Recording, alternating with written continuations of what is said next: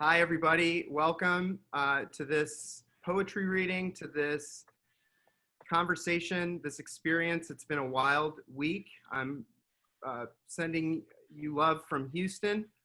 I'm at the Rotary House on the MD Anderson campus. I'm joined with my sister, Sara Hurand, my dear friend Ian Lopatin, and Rabbi Pinchas Allouche. And for those of you coming on looking for David, he is going to come on later. So we will be joined by David later. And to kick this off, I'm going to hand it off to Ian Lopatin. I just want to thank everyone for being here. And Ian. Yeah, so awesome. So Josh and I had a Zoom call with, I think, a couple of other friends who were on this call, probably a little over a month ago. And then Josh sent me some poems. And also Josh, actually, I went and visited Josh a bit ago, and he wrote a poem to me. He put it in an envelope and gave it to me, and he left the room, and I started absolutely bawling, crying. It was like one of the most meaningful, beautiful, just shares that I've ever received from anyone. So after we had the Zoom call, Josh sent some more poems because I shared that with our friends. And then Josh talked to our other friend, David Romanelli, and he said, well, it would be amazing if we could, maybe get some of our friends together to share some of Josh's poetry. So just now we have a couple hundred people on this call, and it's just so amazing.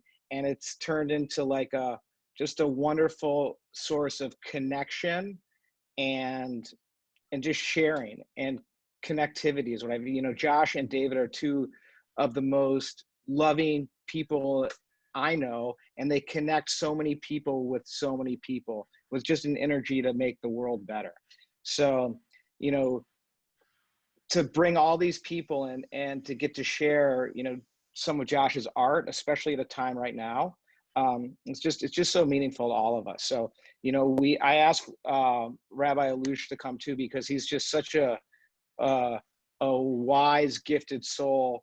So we could also do, make this a little pray together. So, we're praying not only for one another, but we're praying with one another. So it's just amazing. All right. Okay, how wonderful. So Ian and Paul, I'm really just so honored to be here with you and with everyone.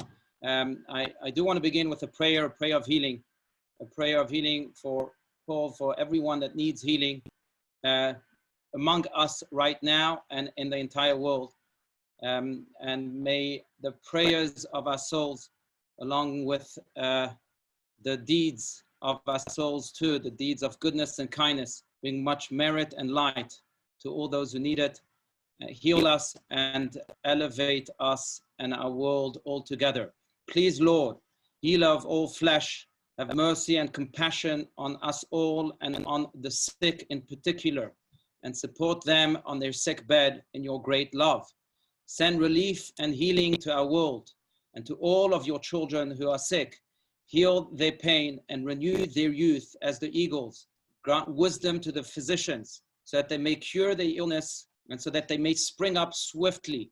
Hear our prayer, prolong our lives, and let us complete our years in happiness, so that we may be able to serve you and serve as your ambassadors of goodness and kindness and your instruments of light to our broken world. God of forgiveness, gracious and compassionate, slow to anger, abounding in love, gladden our heart, for to you, God, we lift up our souls. Heal us, Lord, and we will be healed. Save us, and we will be saved.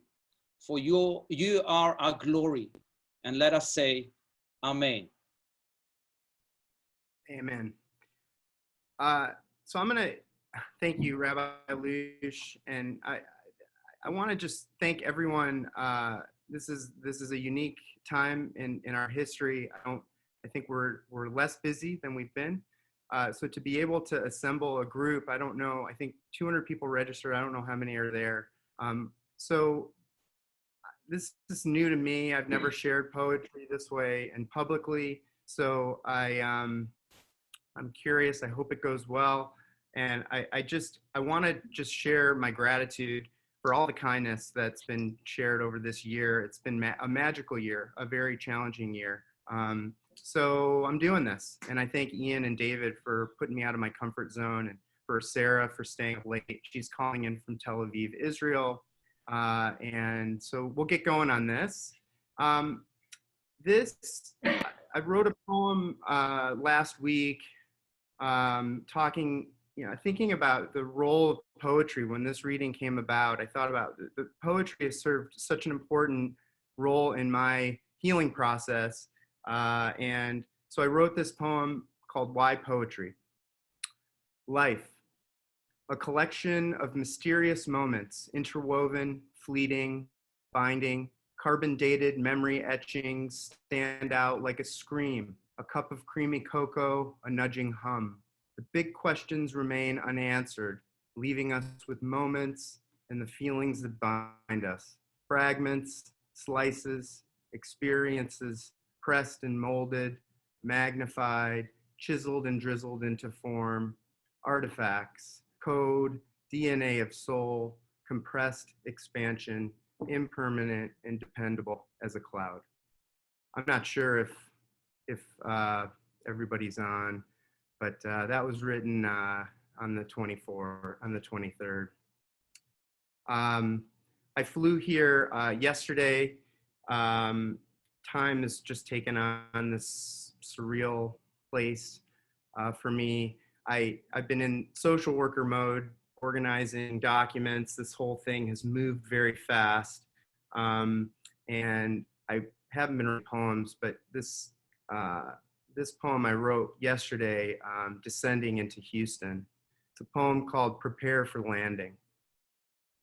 I finally slept, falling into forms face up. A dog releases her bite to play longer with the toy.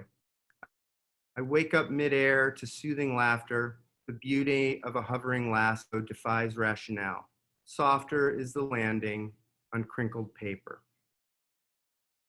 So I'm aware that a lot of you on this call probably haven't heard much poetry, may not go to readings.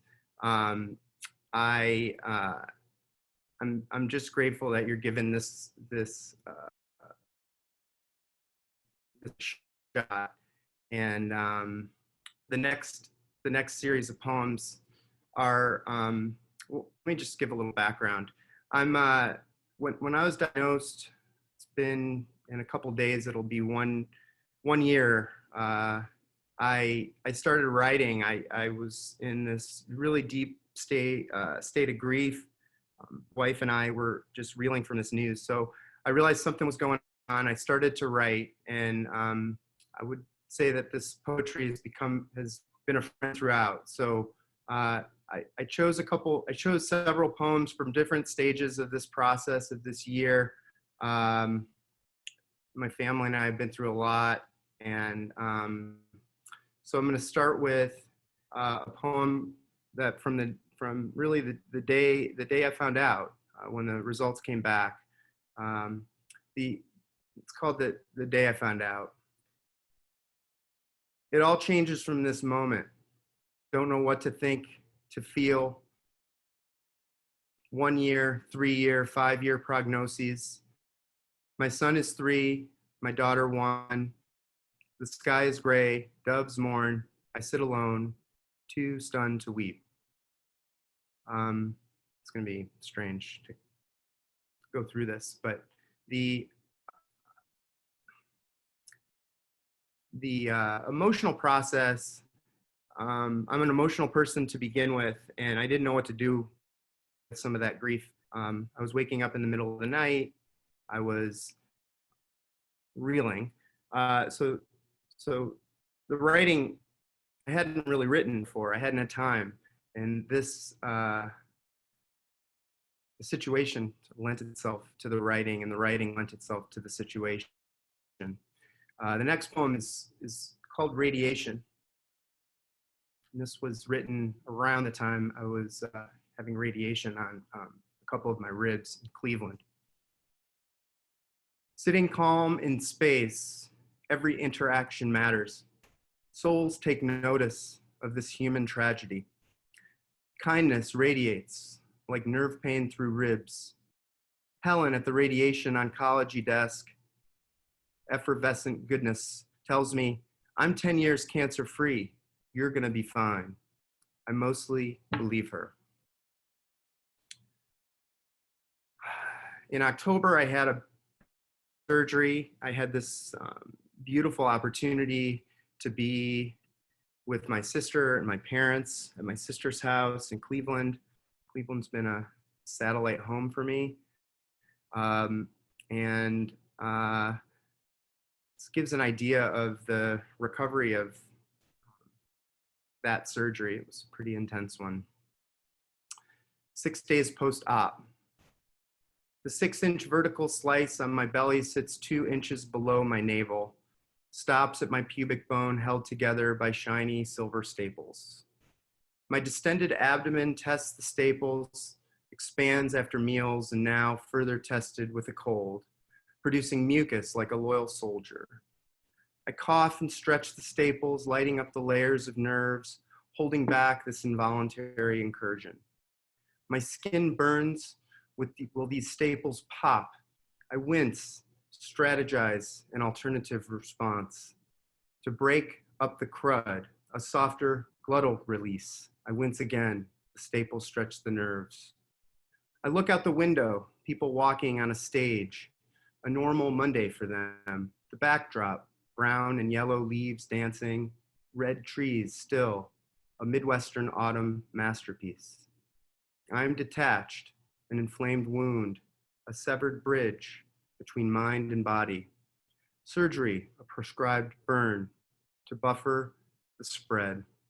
Bridges are rebuilt, fires are natural, they can be fought. The next, a little sensitive, I'm not used to talking this long uninterrupted. So.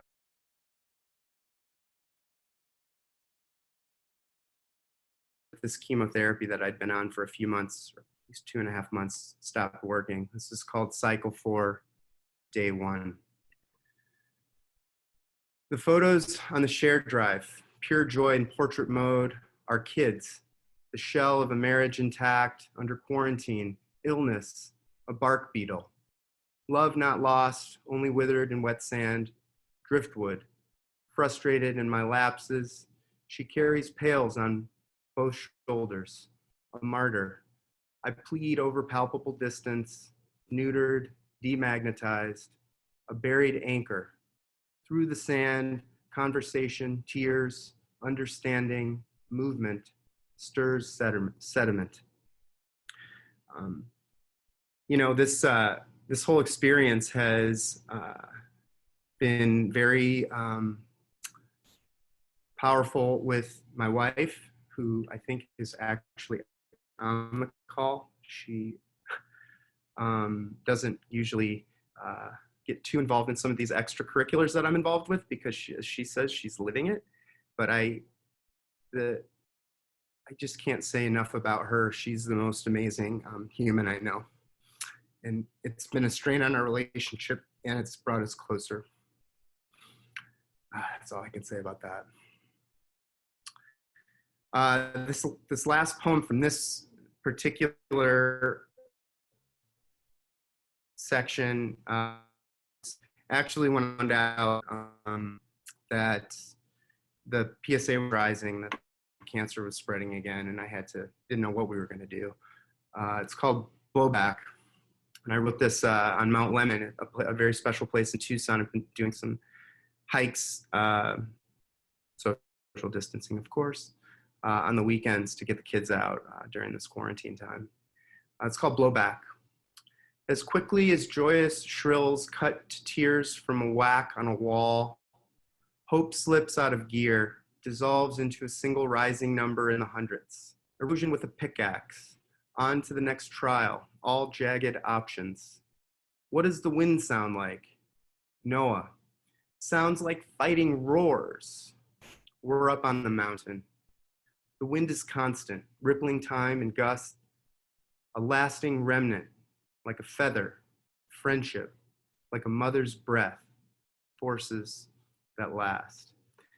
All right, so I'm getting sick of hearing myself talk, so I'm gonna introduce my sister, Sara, who a lot of you know, and Sarah's been incredible. she's been flying back and forth from Israel, opening up her home along with Ellie, her husband.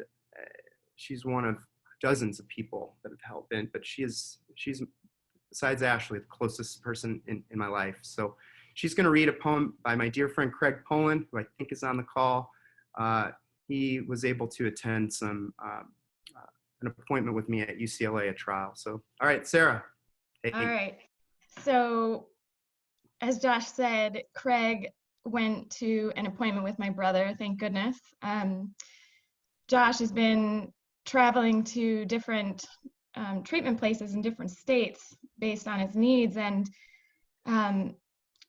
I've had the opportunity to go with him to a couple of appointments, which are really intense, and seeing Josh advocate for himself and keep his composure and the compassion and lack of compassion at times from the people we encounter.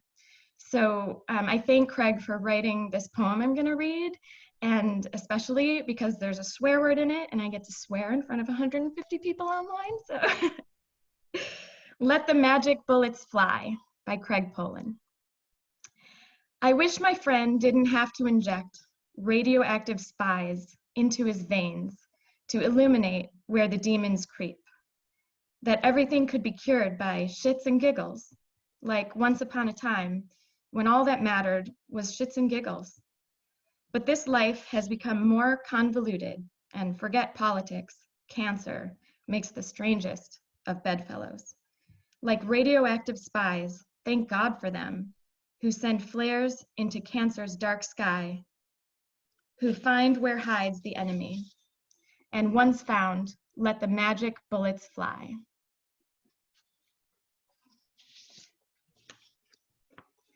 So I'm going to invite Ian to read the next poem. So Josh sent me a bunch of poems, and this one just Wait, Ian, jumped out of. We got a guest. Oh, David Romanelli. Welcome, David Romanelli.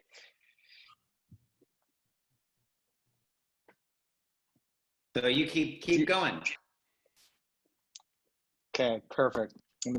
So Josh sent me a bunch of poems, and this was right around Passover, and this poem jumped out at me because it also it reminded me a lot of the whole concept of Dayenu. So, you know, ideally I was thinking when I would read this poem that everyone would get to say, the name of the poem is called Don Quixote, and that everyone would all say together Don Quixote. But since this doesn't work on the webinar, but you can all say it out louder in your minds when we get to it. So, Don Quixote, a classic story passing through me. Don Quixote, a twisted fate in a grandiose state. Don Quixote, 22, couldn't make it through. Don Quixote, depressed again, without a plan. Don Quixote, a martial quest, move me out west. Don Quixote, depressed again, formed a plan. Don Quixote, pursued some dreams, even got clean. Don Quixote, met a wife, shared a life. Don Quixote, created Ken, hallowed joy within. Don Quixote, work family trap, flow gets zapped. Don Quixote, cells divide, new waves to ride. Don Quixote, jib let out, wind is stout. Don Quixote, in a mortal shift, embrace the myth. Don Quixote. So Josh wrote that in Tucson, February 17th of this year on his couch. And the thing that really resonated with me is the whole thing is it's, you know, Josh and I have been friends now 35 plus years. And it's the idea of this is like the story of his adult life. And there's a beautiful flow to it. So I was just super honored to get to share, and it's beautiful, Josh. Thank you. Well, so I'm going to jump in, and it's really it's intense to hear that. It's a poem that involves some challenging times in my life. It's about being vulnerable, and I want, maybe this is a good segue for David, because I know David, you've been so supportive of me, and part of the reason I'm doing this, and I'm probably a little bit crazy to do it, is I think it's a way to connect people, to connect each other, and also that I think there's this moment where we're here to share and to be there for each other. And I just want to just acknowledge to you how what you do with your students, and what you've done with me, to just be real and push creativity out of me and to encourage me to share it. I'm really grateful to you. And so the fact that got read, it's a testament to you. I don't know, maybe I'll be kicking you after, but I just, maybe you can share a little bit about that, and maybe what's been going on. Well, okay, yeah, I'm sorry for showing up late. Josh has been a huge inspiration for me and for Ian and everybody, and just the way that you've come to this moment in life, and how it's actually in a lot of ways been really liberating. And I've learned so much from Josh, and a lot of you on this call, you saw my blogs that I've written a lot about, like the times that I've shared with Josh over the past few months. And it's kind of come full circle for me this week, because in the last, a few days ago, my daughter was diagnosed with childhood leukemia, and it's a treatable form, and we're already started the healing journey. And in the moment when you find out that your child is dealing with something like that, it's very, as you can imagine, very scary. And a lot of emotions go through you. And Josh, and a lot of people don't know what to say to you when something like that happens. And they say things that you don't want to hear. And, it takes someone being through what Josh has been through to tell you what you do want to hear. And he said, I said, I don't think I can come on this call today. I don't think I have it in me. The reason I'm late is because I just came from the hospital. And I said to Josh and Ian, I don't think I can do this today. And Josh said, now is the time to plug into your community, because your community can help you and show up for you.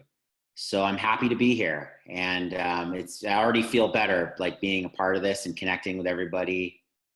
And I'm just really looking forward to Josh hearing what you have to say, and the poetry that you're going to read, and plugging into the energy. Yeah, you've been plugged in, and I think it's a huge deal to share what you shared. There's been some behind the scenes stuff, obviously, for David to come on. I don't know, I couldn't have done this that first week.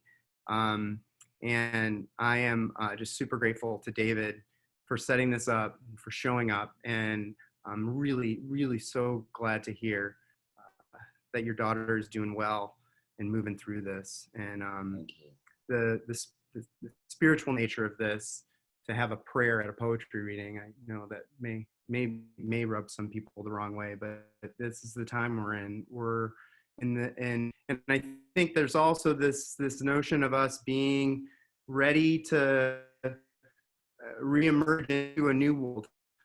We don't know what that's going to feel like, and so this is not just about me reading some poems or David getting some of that healing energy that we're here experiencing. It's also about all of us, I think, connecting.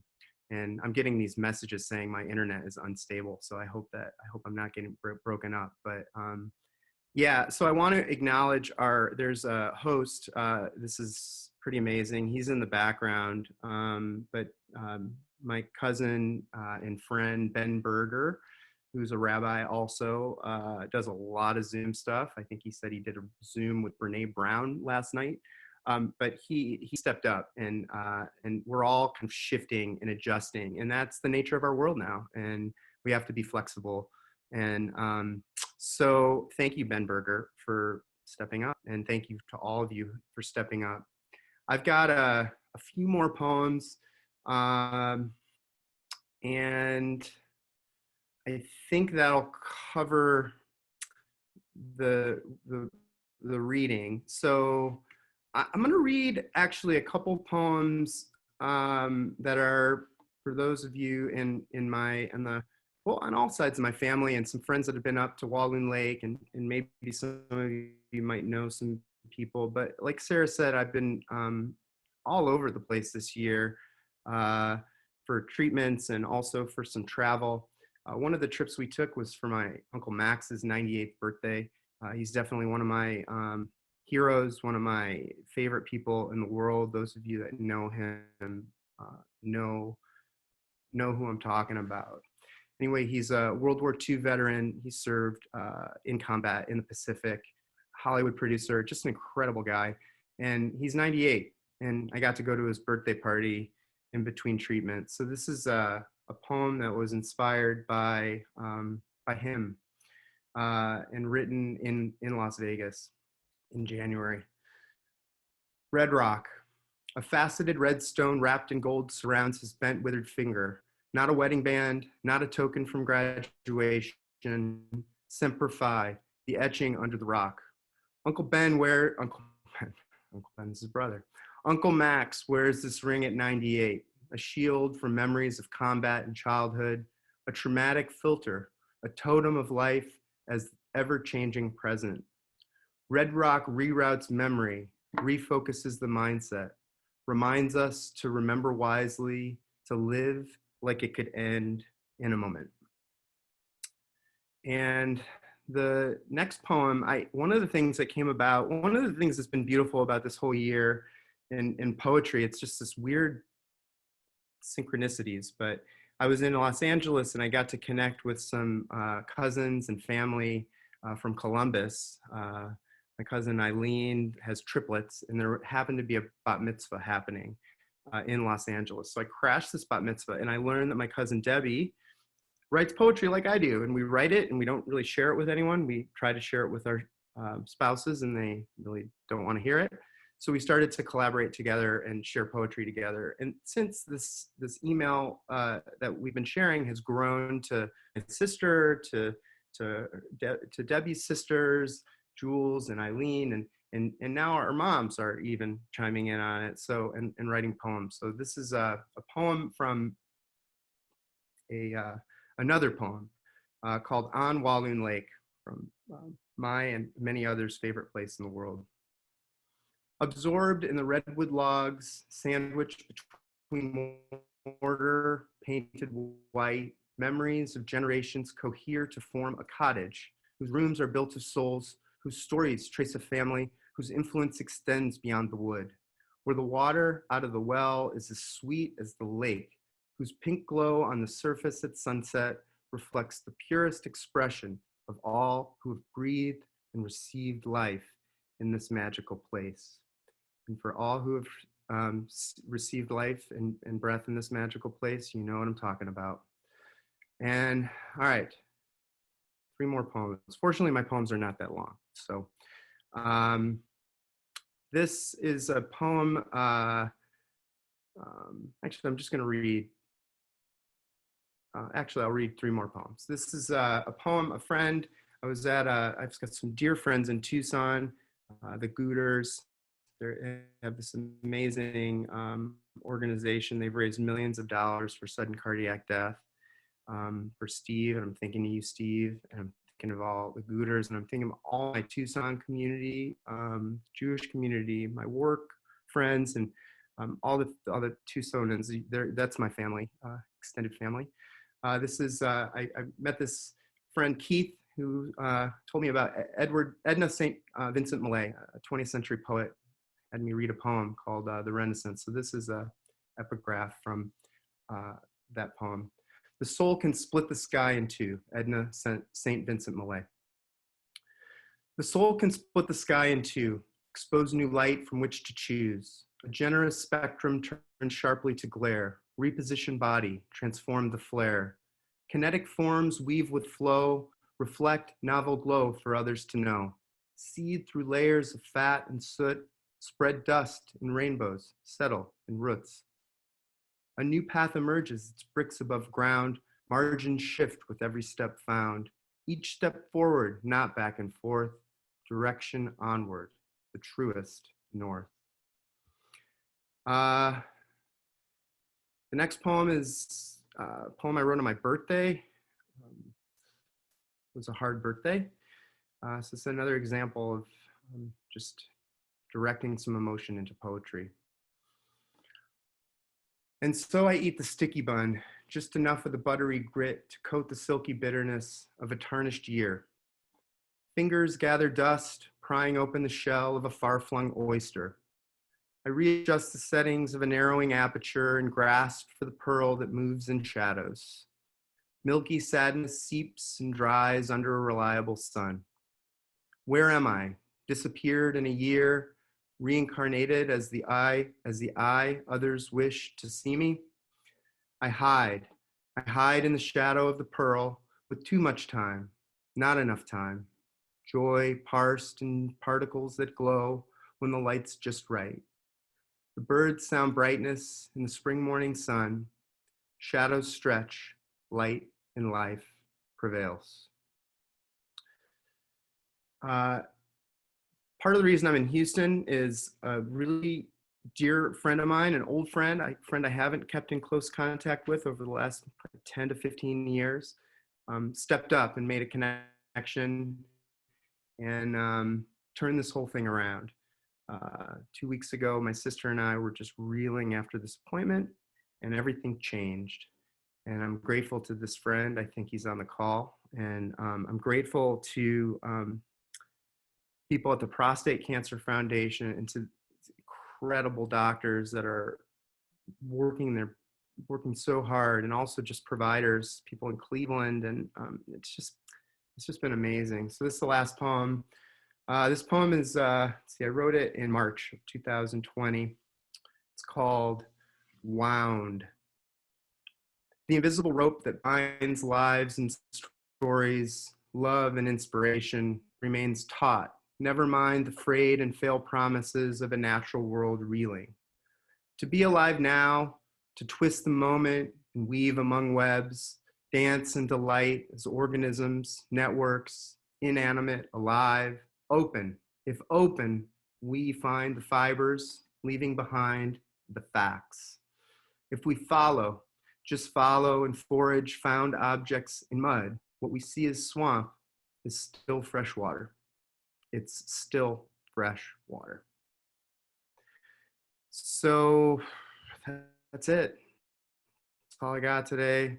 Trying to keep this thing not too long. I think that we had an active chat. I'd encourage you, I will read it. I haven't been reading it, but I don't know, Ben, do we want to put everyone on and say goodbye? How do we do this? Do you want to pop in? And Rabbi, you want to say a couple words?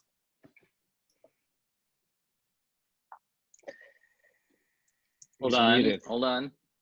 Yep.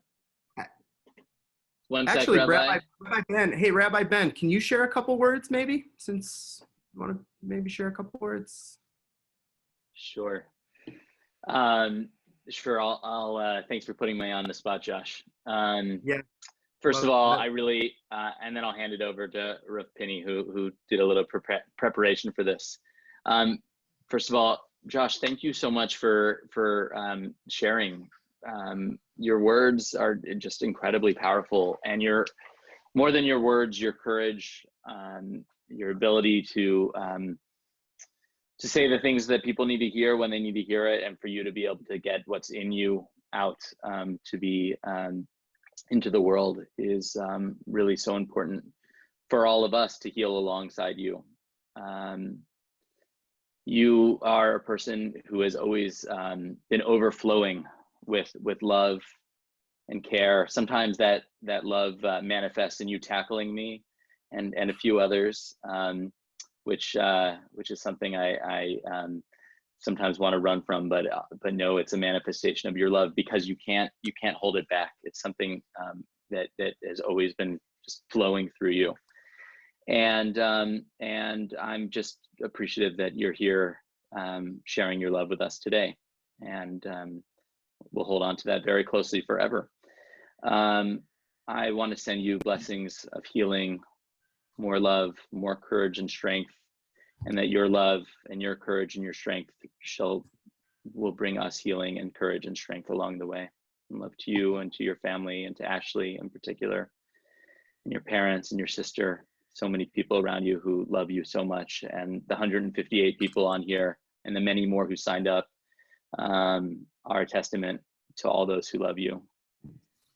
Amazing. Thank you. Yeah, Josh, I have to say my eyes are wet with tears. Really, your words were so profoundly moving. I will quote what the Midrash says, that there are three types of words. There are words that create noise. There are words that create pleasant sounds, but there are words that create light. And your words have created so much light for all of us, and I'm sure for so many others, Josh. And that light is infinite, and it shines on and on and on in us and in the world. And I thank you on behalf of all of us for this tremendous light that you are and that you continue to create. Maybe just in conclusion, I do want to mention that the Hebrew language, which is also known as a divine language, has many words that are so beautiful because they have multiple meanings. One of those words is the word for crisis. The word for crisis in Hebrew is mashber, but it also is the name for the bed on which pregnant women give birth. That's because we truly believe that within every crisis, there's an opportunity of being born. And you have seized that opportunity, Josh, in such a magnificent way. You've shown us that even within the moments of deepest crisis in life, we can create light and make sure that the best of humanity is born, the best of our souls emerge, and thank you eternally for that. You know, one of the oldest Jewish prayers is the prayer of Ani Ma'amin. So if you'll allow me, Elie Wiesel created his own Ani Ma'amin, this Holocaust survivor, and I want to share it with you from my heart as you shared your words, Josh, from your hearts. And this is how it goes. Ani Ma'amin, a song lost and found again. That's the title of the song. I believe in you, even against your will, even if you punish me for believing in you. Blessed are the fools who shout their faith. Blessed are the fools who go on laughing, who mock the man who mocks people, who help their brothers, singing over and over, I believe in better days, and though they tarry, I wait daily for the coming. I believe. Josh, we believe in you. We believe in your light that you shed with us today. We believe in your uncanny ability to turn moments of crisis into moments of birth. We thank you eternally for that. And together we say, I believe. I believe. Amen. Well, I couldn't do this without everybody here, and all the prayers that have been sent, prayer lists, all the acts of kindness. It's mind-blowing. And again, a loving shout out to my wife and to Noah and Eliza and to all of you. Thank you. Thank you all.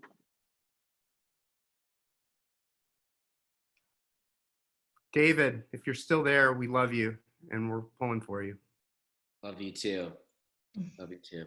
Thank you all. Amazing. I mean, I can't believe how much I've been crying through this whole event, but just so better than even we could have expected. I mean, Josh, Rabbi, Sarah, David, thank you all for sharing. And Josh, thank you for being so brave and so vulnerable. I mean, you're such a magnificent inspiration to us all, and it's phenomenal. Thank you. And we kept it under 45 minutes. That's a good thing too. Let's end this thing. Love you guys. Amen.